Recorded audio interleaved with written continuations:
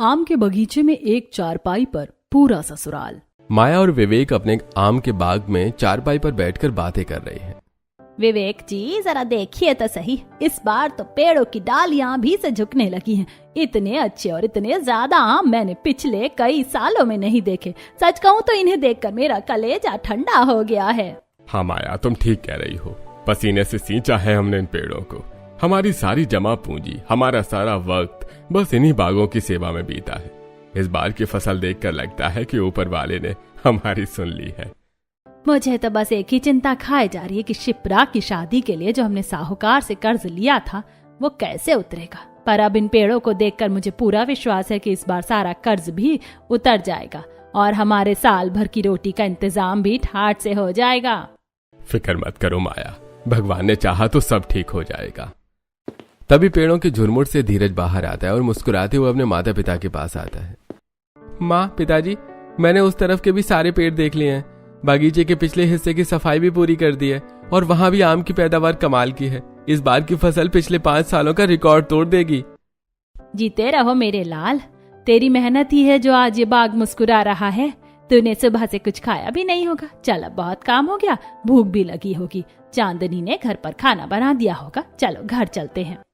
हाँ चलो, बगीचे का काम तो चलता रहेगा पर शरीर को भी थोड़ा आराम चाहिए।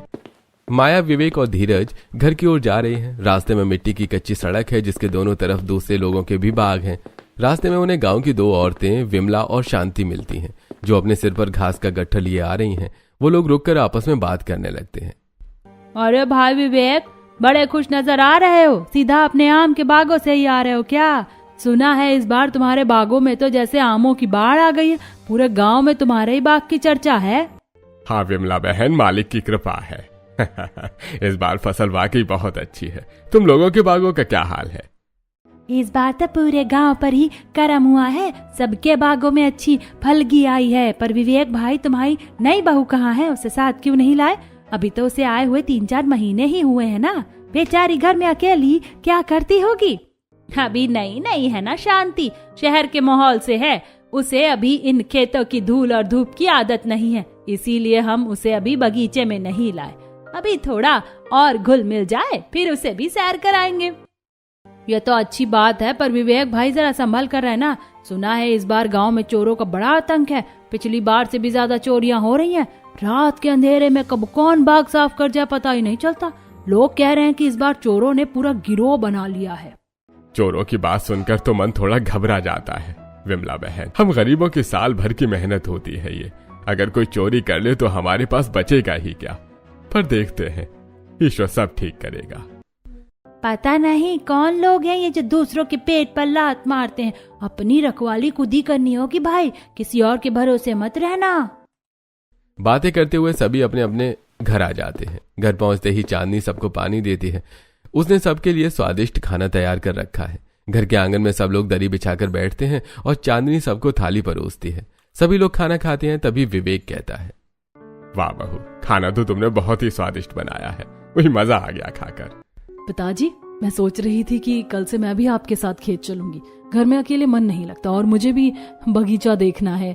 मैं आप सबके लिए खाना भी वहीं ले आया करूंगी।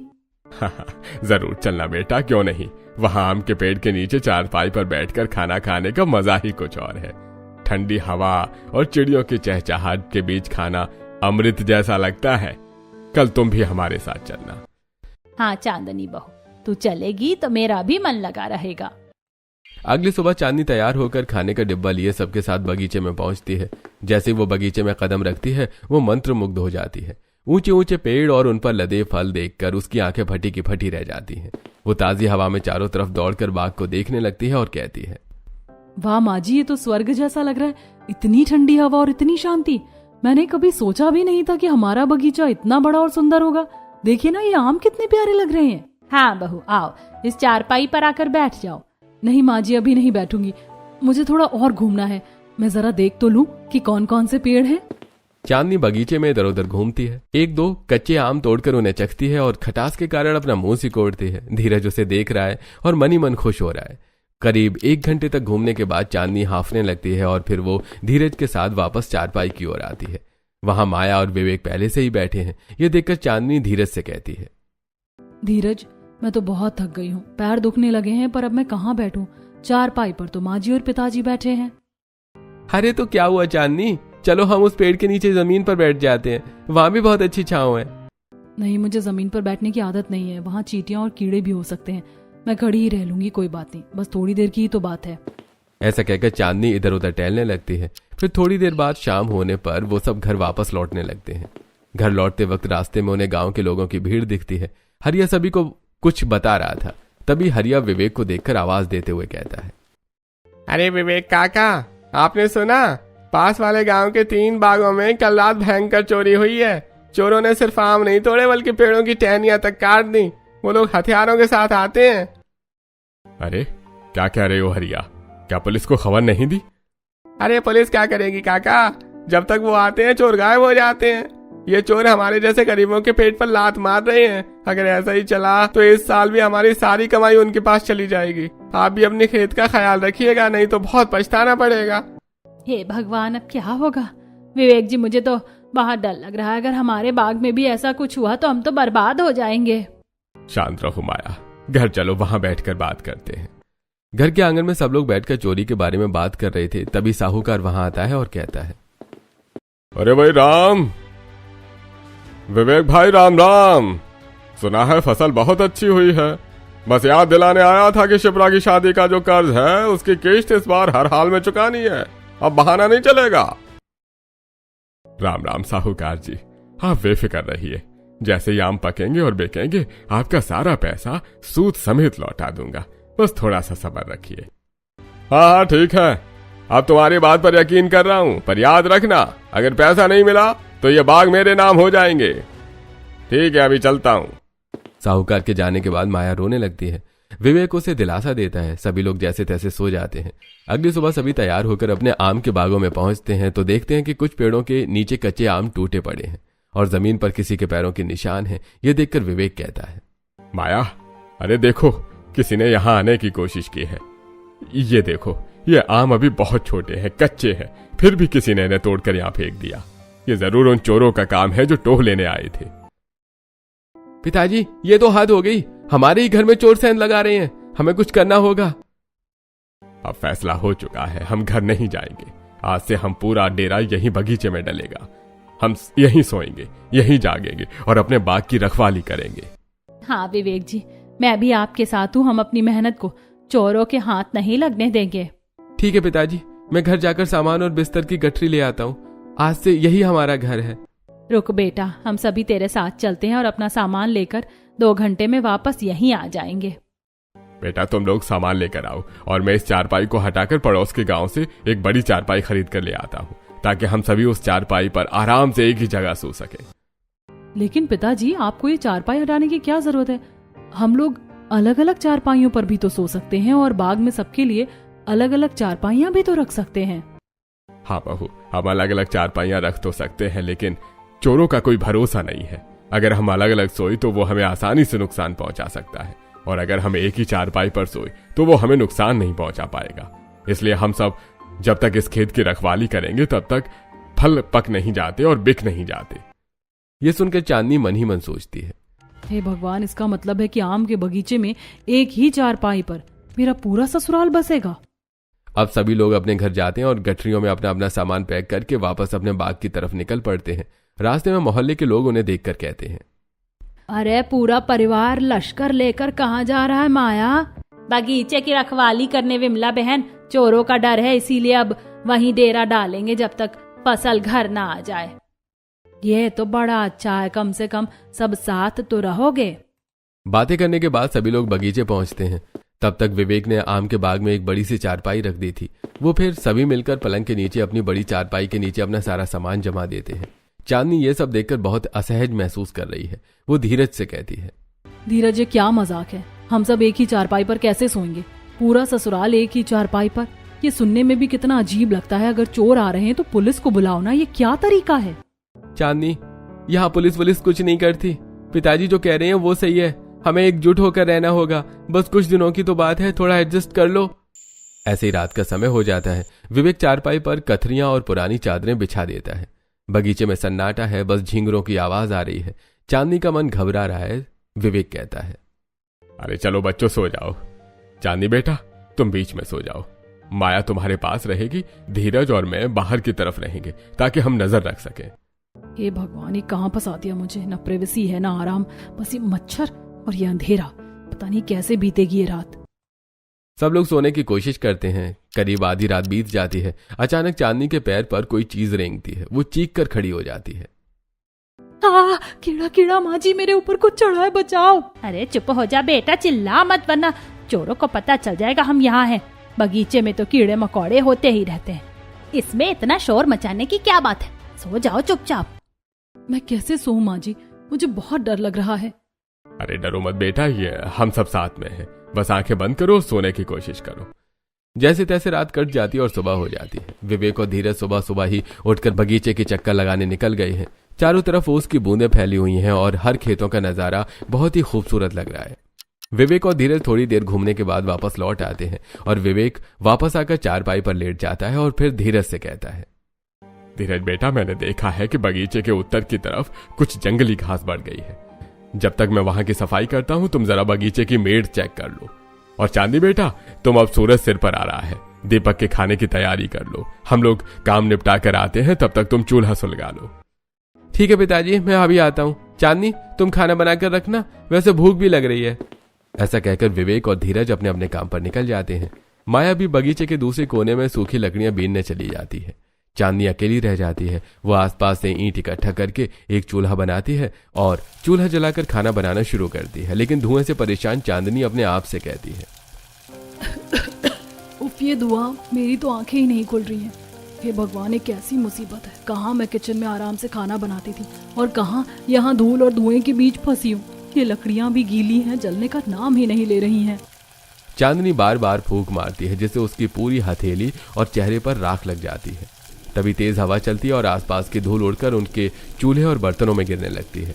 चांदनी अपने आंचल से बर्तनों को ढकती है और कहती है, ये धूल मिट्टी तो पूरे खाने का सत्यानाश कर देगी। माँ जी और पिताजी को पता नहीं क्या शौक चढ़ा था जो यहाँ आ गए। क्या घर पर चैन नहीं था? कम से कम वहाँ साफ सफाई तो थी। यहाँ तो खाने में भी किरकिराहट आएगी। पता नहीं लोग बगीचे में रहने का सपना कैसे देखते हैं। यहाँ तो नरक जैसा लग रहा है। चांदनी किसी तरह दाल और चावल पकाती है। तभी माया वापस आती है। उसके हाथ में कुछ ताज़ा सब्जियां हैं। उन सब्जियों को वो चांदनी को देते हुए कहती है, चांदनी बेटा देख, मैं विमला बहन के खेत से ताजी भिंडी और हरी मिर्च मांग लाई हूँ। बगीचे में ताज़ा सब्जी बनाने का मजा ही कुछ और है। जरा जल्दी से इन्हें काट कर छौंक दे, विवेक जी को बहुत भूख लगी होगी। माँ जी, ये चूल्हा जलाना ही इतना मुश्किल है, ऊपर से ये धूल, मेरा तो दम घुट रहा है। धीरे धीरे सब सीख जाएगी बेटा, हम भी तो यहीं रह रहे हैं ना। थोड़ी मेहनत तो करनी पड़ती है। अगर फसल बचानी है तो चल मैं तेरी मदद कर देती हूँ। तभी विवेक और धीरज थके हारे काम से लौटते हैं और चारपाई पर बैठ जाते हैं।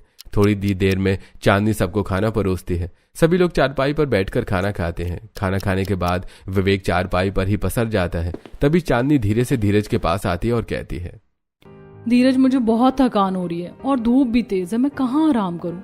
पिताजी तो पूरी चारपाई घेर कर सो गए हैं। अरे चांदनी, माँ जी की गोद में सिर रखकर नीचे दरी पर लेट जाओ ना, बगीचे में यही प्राइवेसी है। धीरज, तुम समझते क्यों नहीं? मुझे जमीन पर लेटने में दिक्कत होती है। क्या हम शहर से 2-3 चारपाइयां और नहीं मंगा सकते? आखिर हम सब एक ही लकड़ी के ढांचे पर कैसे गुजारा करेंगे? पीछे खड़ी माया ये सारी बातें सुन लेती है और वो कहती है, बेटा बात पैसों की नहीं है, तुझे पता है चोरों के पास हथियार होते हैं, चाकू होते हैं। अगर हम अलग अलग सोएंगे तो वे हमें अकेला पाकर हमला कर सकते हैं। एकजुट होकर रहने में ही भलाई है। एक ही चारपाई पर सोने से हम सब एक दूसरे की ढाल बने रहते हैं। तुझे नींद आ रही है? रुक, मैं तेरे ससुर जी को जगा देती हूँ। नहीं नहीं माँ जी, उन्हें सोने दीजिए, वो बहुत थके हुए हैं। मैं ठीक हूँ। चांदनी भारी मन से पेड़ के तने से टिककर बैठ जाती है। गर्मी और पसीने से उसका बुरा हाल था। तभी वो थोड़ी देर बाद सभी लोगों से कहती है, मुझे बहुत गर्मी लग रही है, मुझे नहाना है। अरे बेटा, बगीचे से थोड़ी दूरी पर एक ठंडी नहर बहती है, तुम नहर पर जाकर नहा लो। और धीरज बेटा, तुम उसके साथ चले जाओ। अब चांदनी और धीरज नहर की तरफ निकल पड़ते हैं। थोड़ी देर में वो नहर के किनारे पहुंच जाते हैं। चांदनी उस नहर को देखकर खुश होते हुए कहती है, वाह, कितना सुंदर नजारा है। सच में ये नहर तो बहुत अच्छी लग रही है। हाँ चांदनी, तुम यहाँ नहाओगी तो सारी थकान मिट जाएगी। मैं वहाँ पेड़ के पीछे बैठा हूँ, तुम आराम से नहा लो। हाँ धीरज, शुक्र है, कम से कम यहाँ थोड़ी शांति तो है। धीरज देखो यहाँ कितने अच्छे टमाटर लगे हैं, मैं नहाने के बाद थोड़े तोड़ लूंगी, रात को चटनी के लिए अच्छे रहेंगे। अब नीरज पेड़ के नीचे आराम से बैठ जाता है और चांदनी नहर के ठंडे पानी में नहाती है। उसके बाद किनारे से ताजे टमाटर और मिर्चियां तोड़ती है। वो काफी देर वहां रहती है, फिर शाम होने लगती है और वो नीरज के साथ वापस आम के बगीचे की तरफ निकल पड़ती है। वो वापस बगीचे पहुंचते हैं तो देखते हैं कि वहां धीरज की बहन शिप्रा और उसका पति आए हुए हैं। शिप्रा को देखकर चांदनी और धीरज खुश होते हैं। तब शिप्रा कहती है, भाभी कैसी हैं आप? अरे वाह, आप तो पूरी तरह बगीचे वाली बन गई हैं। मैंने सुना है आप लोग यहीं डेरा डाले हुए। मैंने तो कहा चलो सबसे मिल आते हैं। अच्छा किया शिप्रा कि तुम यहाँ चली आई। चांदनी बेटा, इनके लिए भी खाना बनाना होगा। आज रात ये लोग यहीं रुकेंगे। यही मतलब इसी चारपाई पर? माँ जी, हम 4 लोग पहले ही मुश्किल से समा रहे हैं, अब 6 लोग। अरे जगह बन जाएगी बेटा, दामाद जी और धीरज नीचे सो जाएंगे, हम और तुम तीनों औरतें चारपाई पर थोड़ा सिमट कर सो जाएंगे। अब चांदनी चूल्हा जलाकर सभी के लिए खाना बनाती है और सबको खाना खिलाती है। रात को खाना खाने के बाद सब चारपाई पर सोने की कोशिश करते हैं। चांदनी चारपाई के कोने पर बिल्कुल चिपक कर लेटी है। रात को सोते समय चांदनी को अचानक किसी का जोरदार धक्का लगता है और चांदनी धप से जमीन पर गिर जाती है और वो कहती है, हे भगवान, मैं गिर गई। क्या हुआ बेटा? अरे तो नीचे कैसे पहुंच गई? माँ जी, धक्का लगेगा तो नीचे ही जाऊंगी ना, एक ही चारपाई में 4 लोग, ये तो होना ही है। मेरी कमर टूट गई है। कोई बात नहीं बेटा, तू मेरे बगल में फिर से सो जा। नहीं माँ जी, आप रहने दीजिए, सुबह होने वाली है, मैं यहीं बैठती हूँ। ऐसा कहकर चांदनी बाकी रात बैठकर गुजारती है। सुबह धीरज उसे बैठा हुआ देखकर उसके पास जाकर बैठ जाता है और कहता है, क्या हुआ चांदनी, तुम सोई नहीं? सोऊंगी कैसे धीरज, यहाँ ना प्राइवेसी है ना जगह। हम पति पत्नी होकर भी 2 मिनट बात नहीं कर पा रहे हैं। माँ जी हर वक्त पास होती हैं, बहुत परेशान हो गई हूँ। मैं समझता हूँ चांदनी, पर बस कुछ दिन और, आम पकने वाले हैं, जैसी फसल बिकेगी हम वापस घर चले जाएंगे। थोड़ी देर बाद सुबह हो जाती है और चांदनी फिर से चूल्हे पर सभी के लिए खाना बनाना शुरू करती है। वो खाना बनाकर सभी को खिलाती है। उसके बाद शिप्रा और उसका पति वापस चले जाते हैं। ऐसे ही सारा दिन गुजरता है और रात हो जाती है। सभी लोग सो जाते हैं। रात के करीब 2 बज रहे हैं। तभी अचानक घुंघरू की आवाज आती है, जैसे कोई औरत बगीचे के पेड़ों के बीच नाच रही हो। चांदनी धीरज के पास आकर धीरज को जगाते हुए कहती है, धीरज, धीरज उठो, सुनो ये आवाज कैसी है? क्या हुआ, कौन सी आवाज? घुंघरू, पायल की आवाज आ रही है। माँ जी, पिताजी उठिए। माया और विवेक भी जाग जाते हैं। सब बिल्कुल शांत होकर सुनते हैं। छन छन छन की आवाज कभी पास आती है, कभी दूर चली जाती है। हाँ, आवाज तो आ रही है, पर इस बगीचे में आधी रात को पायल पहनकर कौन घूमेगा? आज तक तो ऐसी आवाज कभी नहीं सुनी। ये भगवान, कहीं कोई अनहोनी तो नहीं? चांदनी तू डर मत, हम सब साथ हैं। कौन है वहाँ? सामने आओ, मैं लाठी देखकर आता हूँ। विवेक लाठी लेकर पेड़ों की ओर जाता है, लेकिन आवाज अचानक बंद हो जाती है। वो वापस आता है तो आवाज फिर से शुरू हो जाती है। पूरी रात वो सब डरे हुए जागते रहते हैं। अगली सुबह सभी अपने अपने काम में लग जाते हैं। तभी माया चांदनी से कहती है, चांदनी जा जरा विमला के खेत से थोड़ी हरी धनिया और मिर्च ले आ। चांदनी विमला के खेत जाती है और कहती है, विमला चाची, मुझे अपने खेतों से हरी मिर्च और हरी धनिया दे देना चटनी के लिए। हाँ हाँ, मैं अभी तोड़ देती हूँ। ऐसा कहकर विमला अपने खेतों से हरी धनिया और हरी मिर्च तोड़कर चांदनी को दे देती है और उसे ध्यान से देखते हुए कहती है, अरे ये क्या चांदनी, तुम रात भर सोई नहीं हो क्या? तुम्हारी आंखें इतनी लाल क्यों दिखाई दे रही हैं? चांदनी डर के मारे सब कुछ उगल देती है। ये सब सुनकर विमला हैरान रह जाती है। उसके बाद चांदनी अपने बगीचे में वापस आ जाती है और खाना बनाने लगती है। शाम को माया अपनी चारपाई पर बैठी थी। तभी विमला 2-4 औरतों को लेकर वहां पहुंचती है और चारपाई पर बैठकर बातें करते हुए विमला से कहती है, माया बहन, क्या सच में कल रात तुम्हारे बाग में पायल की आवाज आई थी? चांदनी बता रही थी कि कोई अदृश्य शक्ति नजर आ रही थी। अरे नहीं विमला, वो तो हवा की आवाज होगी। चांदनी नहीं है ना, डर गई होगी। तभी अचानक शाम के साये में फिर से वही आवाज आती है, छन छन छन। यह सुनकर विमला सभी औरतों से कहती है, यहाँ तो भूतनी का वास है। विवेक भाई, तुम्हारा खेत अब भगवान ही बचाए। चलो भागो यहाँ से, वरना हम किसी मुसीबत में ना पड़ जाए। ऐसा कहकर विमला और उसके साथ आई औरतें वहां से सिर पर पैर रखकर भाग जाती हैं। अब पूरे गांव में खबर फैल गई है कि विवेक के बाग में चुड़ैल आ गई है। रात की डरावनी आवाजों के साथ विवेक का पूरा परिवार सहमा हुआ है। अगली सुबह विवेक सुबह सुबह ही गांव के एक ढोंगी बाबा को बगीचे में बुलाता है और कहता है, बाबा जी रक्षा कीजिए, इस बगीचे को हमने अपने खून पसीने से सींचा है, पर अब यहाँ रहना मुमकिन नहीं लग रहा है। रात को ऐसी डरावनियां पायल की आवाजें आती हैं कि रूह कांप जाती है। विवेक, मामला गंभीर है। वायु में एक अजीब सी भारीपन है। यहाँ की मिट्टी में किसी अतृप्त आत्मा का वास महसूस हो रहा है। हाय राम, बाबा जी, क्या ये सचमुच कोई चुड़ैल है? क्या कोई उपाय है? देखो, ये कोई साधारण साया नहीं है। ये एक ऐसी चुड़ैल है जिसे नाचने का बहुत शौक है। अगर तुम यहाँ से नहीं गए तो एक एक करके सबको अपने वश में कर लेगी। इसका सिर्फ एक ही तरीका है, खेत छोड़ दो और भाग जाओ। पर बाबा, अगर हम भाग गए तो हमारी फसल का क्या होगा? चोर सब लूट ले जाएंगे। क्या कोई मंत्र या तंत्र नहीं है? मंत्र तो है, पर वो कितना असर करेगा कह नहीं सकता। ये लो अभिमंत्रित भभूति, इसे अपनी चारपाई के चारों ओर छिड़क देना। अगर आज रात भी आवाज आई तो समझ लेना कि अब भगवान ही मालिक है। बाबा जी भभूति देकर वहां से चले जाते हैं। माया जल्दी जल्दी चारपाई के चारों ओर घेरा बना देती है। चांदनी चुपचाप अपना काम करने लगती है। तभी माया कहती है, चांदनी, ये जो सूखे पत्ते गिरे हैं ना, इन्हें झाड़ू मारकर इकट्ठा कर ले। आज लकड़ियां कम है तो इन्हीं पत्तों से जलाकर खाना बना लेंगे।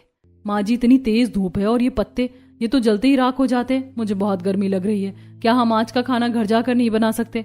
कम से कम एक वक्त तो सुकून से रह पाएंगे। कितनी बार समझाऊं, घर जाने का मतलब है चोरों को न्योता देना। जब तक आम बड़े नहीं हो जाते हमें यहीं तपना होगा। जा जल्दी खाना बना। चांदनी भारी मन से झाड़ू उठाती है और बगीचे की सफाई करने लगती है। फिर वो आम के पत्तों को इकट्ठा करके कुछ लकड़ियां लगाकर चूल्हे पर खाना बनाती है और सभी को खाना खिलाती है। खाना खाने के बाद चांदनी आज हिम्मत करके अपनी सास से बात करती है। माँ जी, आज मेरे सिर में बहुत तेज दर्द हो रहा है, शायद धूप की वजह से। क्या मैं आज दोपहर में इस चारपाई पर थोड़ा आराम कर सकती हूँ? रोज मुझे लेटने को भी नहीं मिलता। हाँ बेटा, आज तू बहुत थक गई, तू आराम कर ले। वैसे भी हमें धीरज के साथ बगीचे के दूसरे छोर पर जाकर पेड़ों का निरीक्षण करना है। तू सो जा, हम आते हैं।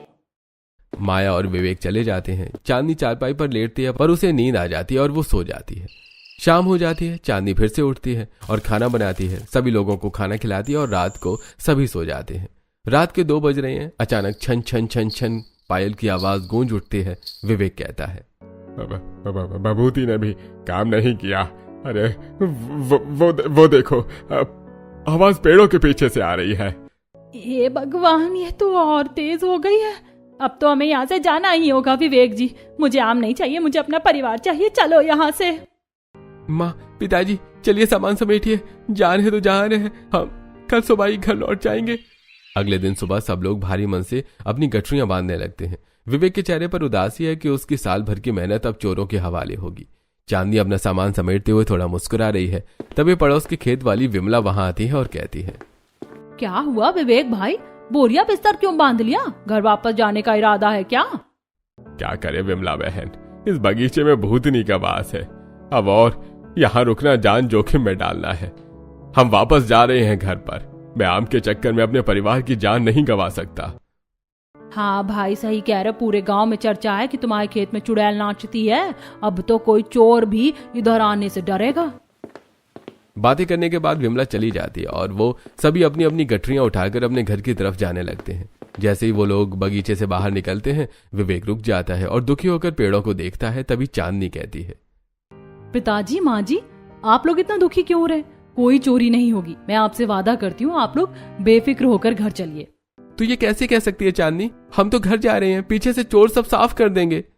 नहीं करेंगे, क्योंकि बगीचे में कोई भूतनी या चुड़ैल है ही नहीं। वो पायल की आवाज, वो तो मैं सुना रही थी। क्या तू सुना रही थी? कैसे? चांदनी अपने बैग से एक छोटा सा इलेक्ट्रॉनिक रिकॉर्डर निकालती है और सभी को दिखाते हुए कहती है, माँ जी, मैं बगीचे में रहकर बहुत परेशान हो गई थी। एक दिन मैं अपनी सहेली से मिली और उसे सारी बात बताई। तब उसने मुझे ये छोटा सा रिकॉर्डर दिया था। इसमें 1 घंटे के अंतराल पर 1-1 मिनट पर अलार्म बजता है और पायल की आवाज रिकॉर्डेड है। मैं रोज छुपकर इसे पेड़ पर रखाती थी और टाइमर सेट कर देती थी। पर बहू, तूने ऐसा क्यों किया? पिताजी, मुझे माफ कर दीजिए, पर आप लोग जिस तरह जिद पर अड़े थे, एक ही चारपाई पर पूरा ससुराल, ना प्राइवेसी थी ना आराम, मेरा दम घुट रहा था। मुझे पता था कि आप लोग सीधे कहने पर घर नहीं जाएंगे, इसीलिए मैंने ये भूतनी का नाटक किया। अब पूरे गांव में खौफ है। कोई चोर इस बगीचे की तरफ आंख उठाकर भी नहीं देखेगा। हम घर पर चैन से सो सकते हैं और हमारे आम भी सुरक्षित रहेंगे। ये सुनकर सभी लोग खुश हो जाते हैं। फिर अचानक विवेक और धीरज जोर जोर से हंसने लगते हैं। माया भी अपनी मुस्कुराहट नहीं रोक पाती। फिर विवेक कहता है, वाह बहू, तूने तो कमाल कर दिया। तूने हमें भी बचा लिया और हमारी फसल को भी। रिकॉर्डर को हम फिर से पेड़ के ऊपर लगा देते हैं ताकि आवाज आती रहे और लोगों का डर बना रहे, ताकि हमारे पेड़ों के आम भी बचे रहें। ऐसा कहकर विवेक उस रिकॉर्डर को वापस पेड़ पर लगा देता है। अब वो लोग चैन से अपने घर चले जाते हैं। कुछ हफ्तों बाद आम पक जाते हैं। विवेक के बगीचे में एक भी चोरी नहीं होती, जबकि पूरे गांव के बाग लूट जाते हैं। एक दिन सभी लोग बाग में वापस आ रहे थे। तभी रास्ते में विमला मिलती है और कहती है, अरे विवेक भाई, तुम्हारे आम तो बड़े अच्छे बिके। सुना है तुम्हारे यहाँ एक भी चोरी नहीं हुई। हाँ विमला बहन, हमने अपने बगीचे की रखवाली के लिए एक बहुत पहुंच वाली भूतनी रख रखी थी ना। विमला ये सुनकर उल्टे पांव भाग खड़ी होती है। महादेव का पूरा परिवार हंसने लगता है। फसल अच्छी होने की वजह से उन्हें मुनाफा भी अच्छा होता है और वो साहूकार का कर्ज भी चुका देते हैं और पूरा परिवार खुशी खुशी घर वापस लौट आता है।